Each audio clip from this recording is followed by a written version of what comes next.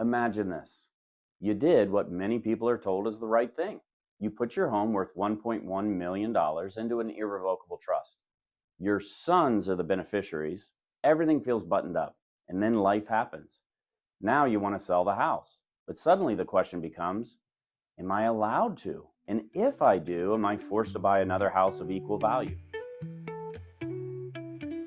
Merit Advisors, helping improve lives by making ideal choices.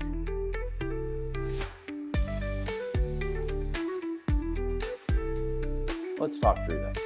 First, let's take a breath because this situation is actually very common. Irrevocable trusts are often used for estate planning, asset protection, and sometimes Medicaid planning. But once the house goes into the trust, the rules change. And one of the most important things to understand is this: the trust owns the home, not you personally. So can you sell a home in an irrevocable trust? In most cases, yes, the home can be sold. But it's not your decision alone anymore. The sale has to follow the rules written into the trust document. That usually means the trustee is the one who approves and executes the sale, and the proceeds of the sale belong to the trust. This is where people often get tripped up, because even though it still feels like your house, legally, it isn't. So do you have to buy a house of equal value? The short answer is no. You're not automatically required to buy a home of equal value. There's no rule that says selling a $1.1 million home means you must turn around and buy another $1.1 million home. What does matter is what the trust allows, how the proceeds are handled, and what the original purpose of the trust was.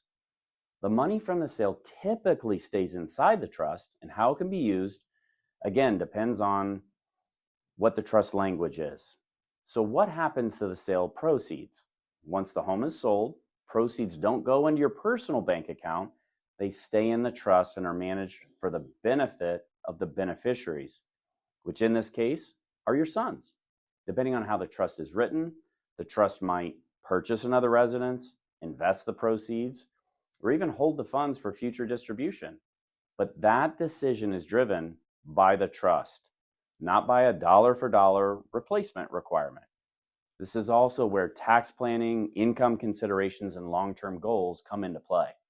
Selling a home inside an irrevocable trust can trigger capital gains differently, affect cash flow, and impact long-term estate outcomes.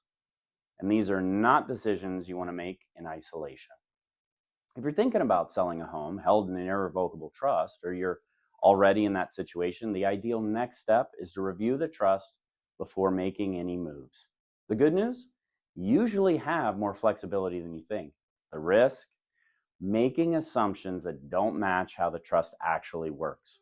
Now, if this sounds familiar, it's worth having a conversation with a professional who can look at the full picture and help you move forward with confidence.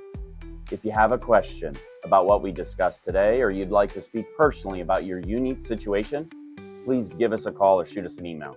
We'd love to hear from you.